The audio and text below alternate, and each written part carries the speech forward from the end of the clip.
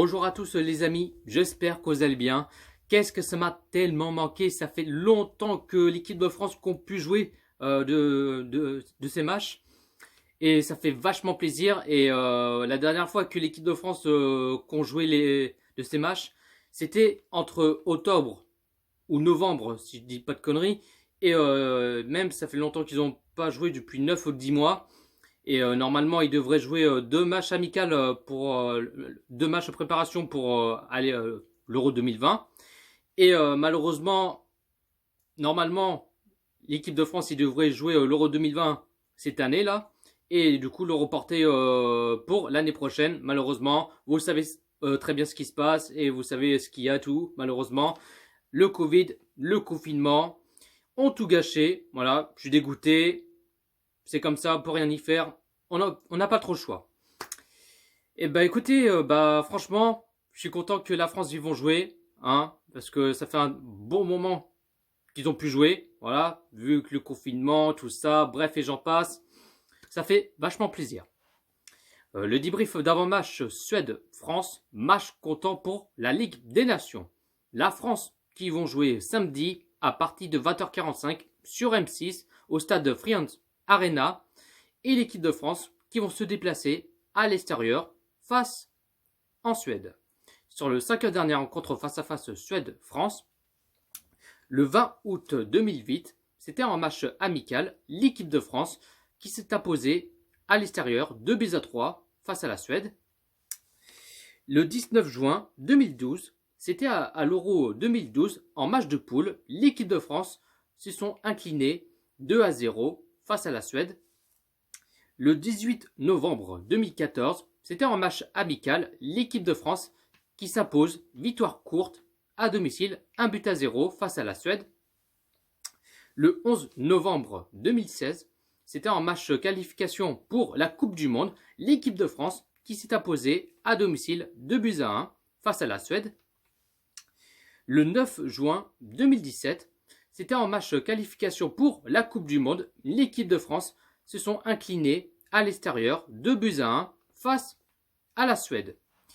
La composition que j'aimerais bien les voir, alors pourquoi pas mettre en 4-4-2, soit 4-2-3-1 ou 4-3-3, je sais pas, mais je sais pas quel tactile va mettre Didier Deschamps, j'en sais rien, on verra bien. Moi perso, je mettrai en 4-3-3, en gardien, Lloris, défenseur gauche, Hernandez, défenseur droit, Dubois, défenseur central, Kimpembe, Varane, milieu sentinelle, je mettrai, pourquoi pas, première titulaire, et ce jeune Kamavinga, et ce jeune un joueur de Rennes, quoi.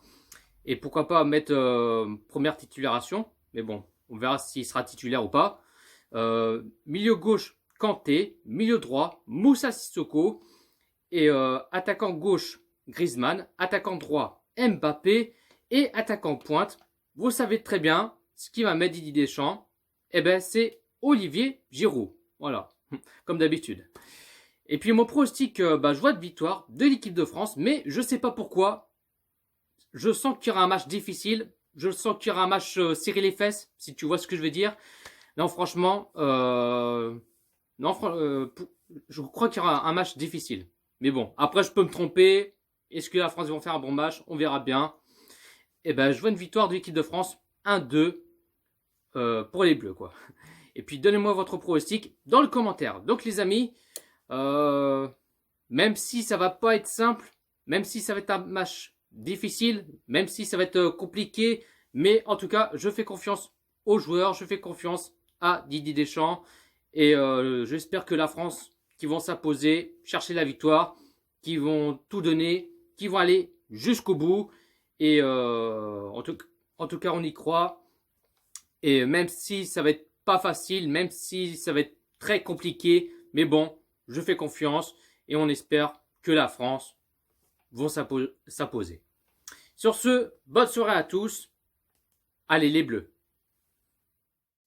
Ouais les amis, juste parler rapidement concernant Adrien Rabiot. Moi je comprends pas Didier Deschamps. Il y a 2 ans, Rabiot, il a refusé d'être réserviste pour la Coupe du Monde.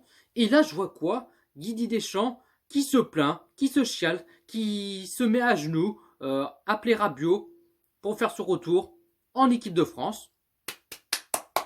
Bravo, chapeau. Moi, si j'étais lui à sa place, j'aurais pas pris Rabiot en équipe de France. Après, c'est mon avis. Vous dites-vous par commentaire ce que vous en pensez. Le retour Rabiot en équipe de France. Mais moi, j'aurais pas pris Rabiot. C'est terminé, c'est fini. Après ce qu'il a fait 2 ans et refusé d'être réserviste. Non, franchement, ça devient n'importe quoi. Franchement, c'est abusé. Mais bon, moi, je suis pas anti-Rabiot, un truc comme ça.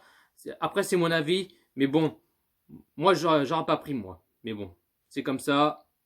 Il a décidé de le faire revenir. Mais bon, voilà. Sur ce, bonne soirée à tous.